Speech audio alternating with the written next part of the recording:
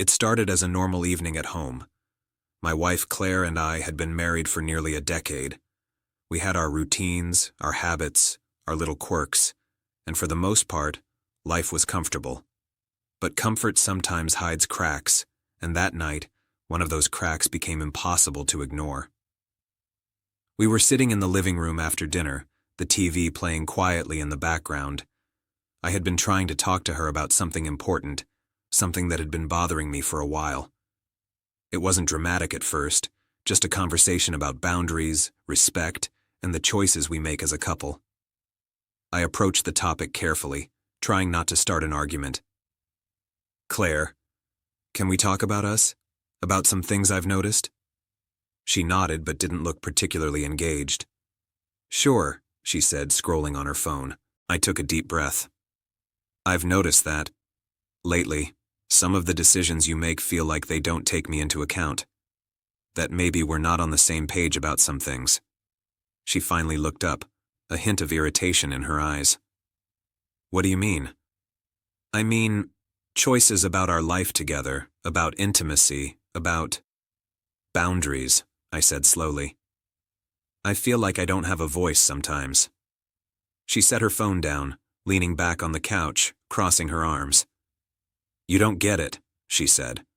Her voice was calm, but firm. "It's my body, my choice. I get to decide what I do, what I don't do. That's my right." I blinked. I didn't expect her response. I wanted to argue, to explain how I felt, to convince her that some decisions in a marriage involve both partners. But as I looked at her face, the conviction in her eyes, I realized something crucial. She wasn't willing to consider my feelings at all. "It's your body, your choice," I repeated quietly. But this time, it sounded different. Hollow. Empty. Like the echo of a truth I could no longer accept. I tried to respond, to reason, but no words felt sufficient. I realized that the conversation wasn't going to resolve anything. That whatever choice she was defending so passionately, it wasn't something I could influence. It wasn't something we were going to navigate together. I looked around the room, at the life we had built. The pictures on the wall, the shared memories, the quiet routines of a decade together. And for the first time, I felt the weight of betrayal. Not a dramatic, overt betrayal, but a subtle one. A betrayal of trust, of partnership, of the fundamental idea that marriage is a shared journey, not a solo act disguised as choice. I took a deep breath and stood up. "Claire," I said softly, my voice calm but firm. "If it's truly only your choice, then maybe I need to step back. Maybe I need to think about what that means for me, for us."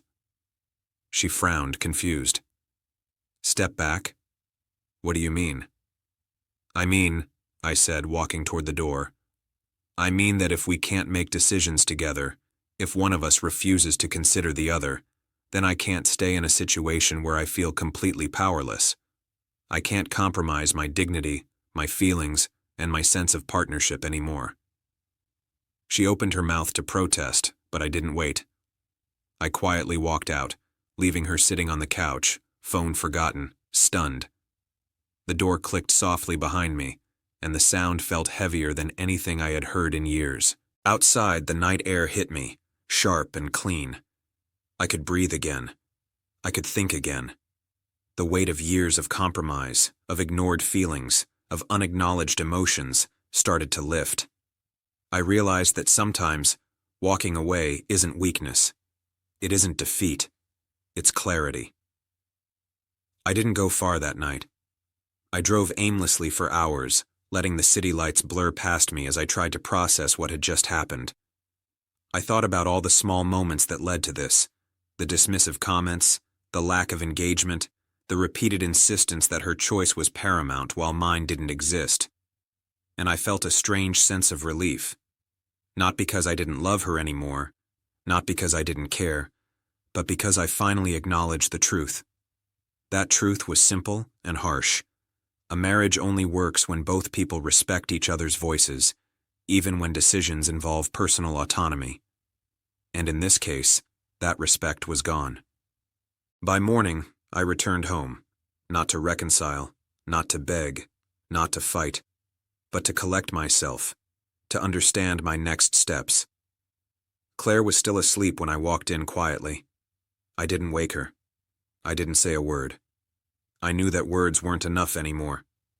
I started making arrangements to stay elsewhere temporarily, giving myself space to think, to heal, to regain a sense of agency that had been eroded over the years. The hardest part wasn't her statement. It's my body, my choice. That, in itself, was simple and unassailable. The hardest part was realizing that she used it as a shield to dismiss my feelings, to avoid partnership, to absolve herself of responsibility. Sometimes betrayal doesn't come with lies, cheating, or deception. Sometimes it comes with conviction, with a refusal to see the other person, with a declaration of independence that isolates and wounds the one you supposedly promised to journey with. That day, I walked out quietly. I didn't yell. I didn't demand apologies. I didn't beg. I left because I finally understood that staying silent and accepting her unilateral decisions would be a betrayal of myself. I don't know what the future holds. I don't know if we'll find a way back to each other, if she'll learn to balance her autonomy with partnership, if I'll ever fully forgive the years of subtle disregard. But I do know one thing. Walking away quietly, with dignity intact, was the first step toward reclaiming my life. Sometimes love isn't about holding on. Sometimes it's about knowing when to let go.